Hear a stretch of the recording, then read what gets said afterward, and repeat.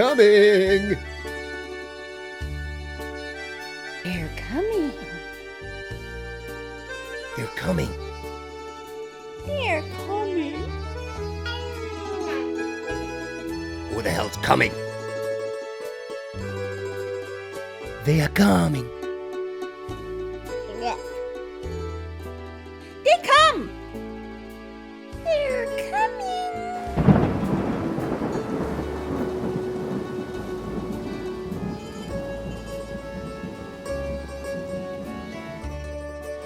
We're here in Florence, Italy. We just went and saw the real David. That's right. Not that fake David that's down the street, but the real one. And it was real. And it was impressive. It was very impressive. I don't know if I don't remember seeing something in person that I've seen a million pictures of that was really quite so amazing. It really was. And he had a cute butt too. Big hands. Huge hands, gigantic hands. But after a very harrowing evening finding our hotel in the rain and a long plane, about 2.5 hour planes, and then an hour and a half on a train, and then in a taxi, and then walking in the rain trying to find a hotel. Oh, we were exhausted. We were falling asleep on our feet, and eventually we did make it and had a nice long nap and a wonderful breakfast at the hotel, and Here we are. here we are. So we're going to just wander around.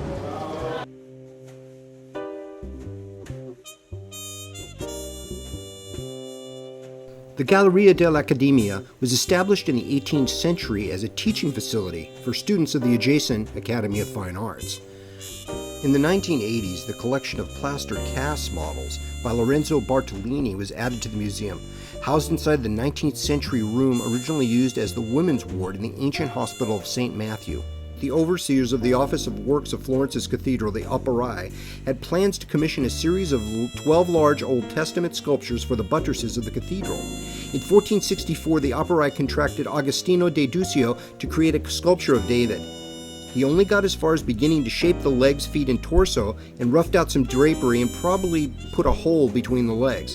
His association with the project ceased for reasons unknown in 1466. The block of marble remained neglected for 25 years in the yard of the cathedral workshop. They were determined to find an artist who could take this large piece of marble and turn it into a finished work of art.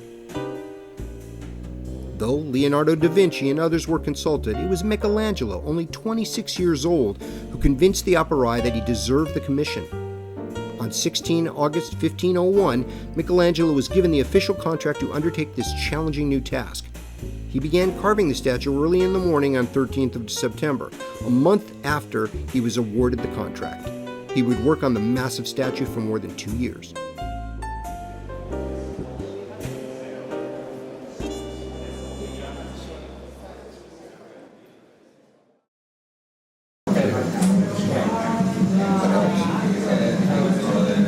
So Jeff and Judy, we're stopping for lunch, and we're going to have our first Florence panini. And we've been walking a bit, and we're hungry. So we're going to dig in before later, maybe tomorrow, maybe today, not sure yet, but we're going to have the Florentine steak, which is like this monster steak, and we're going to save room for that. So this is just a light lunch, and we'll see if we encounter any gigantic steaks walking down the street today.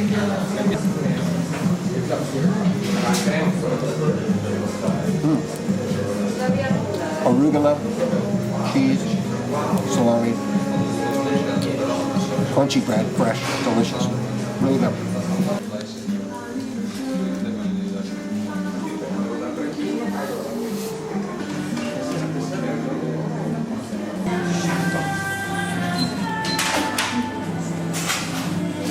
So what flavors did you get? Coffee and lemon. What do you think? Tasty. Maybe not together, but separately. But I couldn't decide. So how much was that? It was €6.50. So it was a little pricey.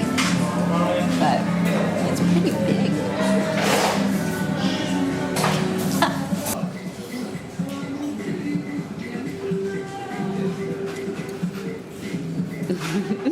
Lemon's really tart, like, wow.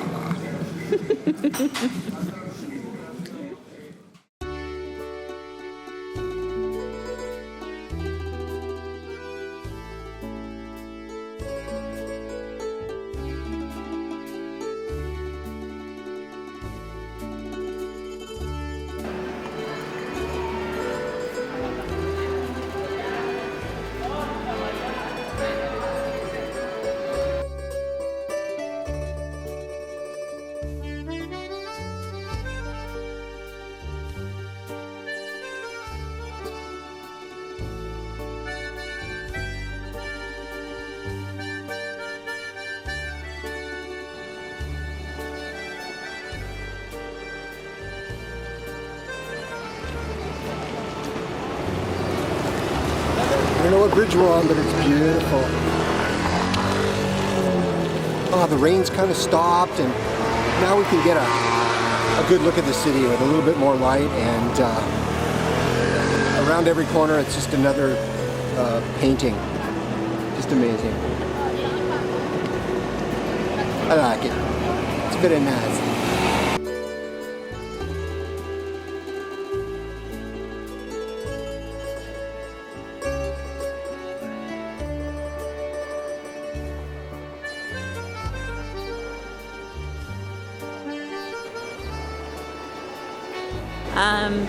In our typical way on our travels, we had a day of rain, and today we have our day of sun.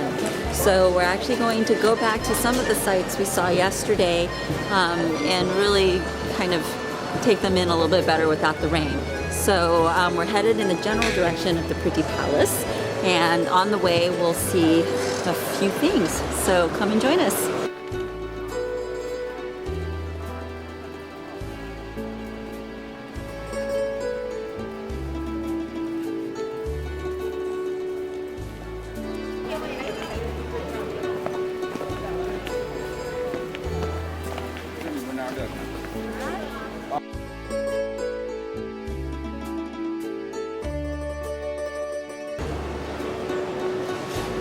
Lots of arches. If I had an arch enemy, this is where I would confront him.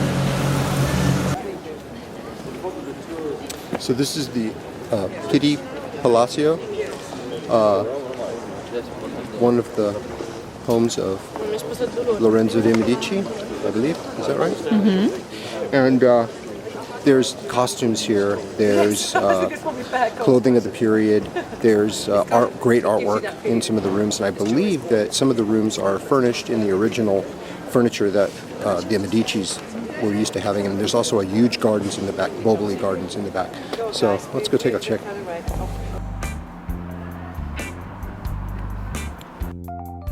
There are many versions of the history of the Pitti Palace, but basically a very rich banker, Luca Pitti, commissioned this large stone fort-like structure in an effort to keep up with his neighbors, the wacky Medici family. They lived across the river at the Palazzo Vecchio. But things got messy when Cosimo Medici died, and Pitti's investments took a dive. The original building was never finished, and 100 years later, in 1549, it was sold to, yes, you guessed it, the Medicis. They enlarged the palace to more than double its size. They also added an above-ground walkway that went across the river to their other palace so they would not have to mix with those stinky peasants out on the street. What was historically interesting was that this design of the imposing stone facade, this urban palace of the 15th century, became the template of the monolithic corridors of stone and glass of a modern city.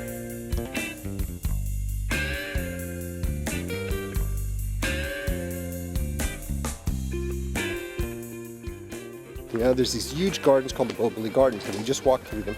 But honestly, trying to get out of here is not so easy. There's like a lack of exits. But it was interesting. There was a costume thing that we saw, you know, costume exhibition. But like a fashion exhibition. Yeah, a fashion what exhibition. We thought. Yeah. Oh my God, look at this. I know, I saw that. I want to take a picture of it. So there's this just disturbing giant picture of a huge fat dude on a turtle. So, I mean, you know, I can't miss that. Yeah. That's pretty cool. Yeah, see, it's worth for me, it was worth the entrance fee for that. So, we are, like I said, trying to get out of here. We will get out of here eventually. And Pitti Palace, it's interesting, I guess, but, you know, it's okay. Yeah, you have to buy separate tickets for different things, and we didn't want to see everything, so we kind of had to pick and choose. So that was kind of a bummer, but my feet are tired. I need to find some place to sit down and... It's time for a cafe and some fizzy water and rest. Yeah.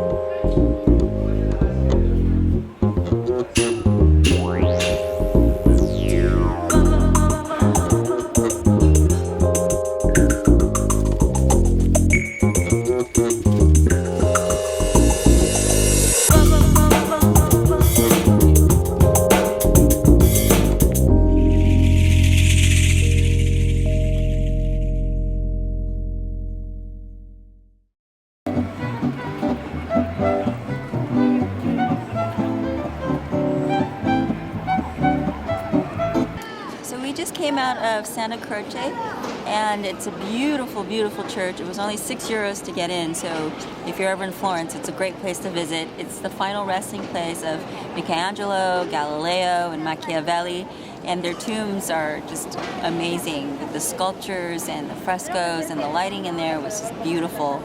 The Medici Chapel is also in there with some gorgeous paintings, and the inside was much more remarkable than the outside, which is already quite remarkable.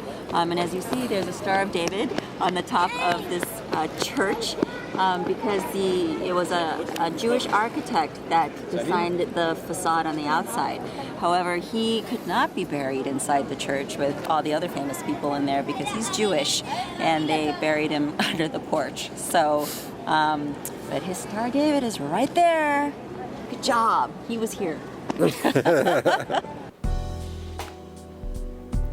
Santa Croce Basilica was built in the late 13th century in the Florentine Gothic style.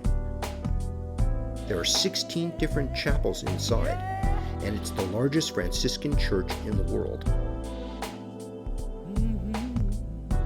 This church is the last resting place for many famous Italians: Michaelangelo, Galileo, and the infamous Machiavelli, among others.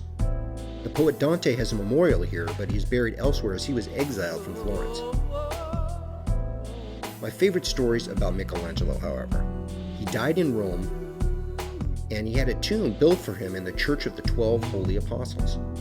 However, when he was alive, he indicated he wanted to be buried in Florence. So, with the approval from the Duke of Florence, his nephew Leonardo stole his body from Rome and delivered it to Florence. This story is written in Italian at the base of Michelangelo's tomb. We found Santa Croce to be one of our favorite destinations in Florence. The tombs are beautiful as marble sculptures themselves, and the many different chapels and alcoves all have a kind of a different flavor. We particularly enjoyed the paintings in the Medici Chapel, which are very, very vivid and very detailed. When in Florence, you really must catch the beautiful Santa Croce, because honestly, it really was just stunning.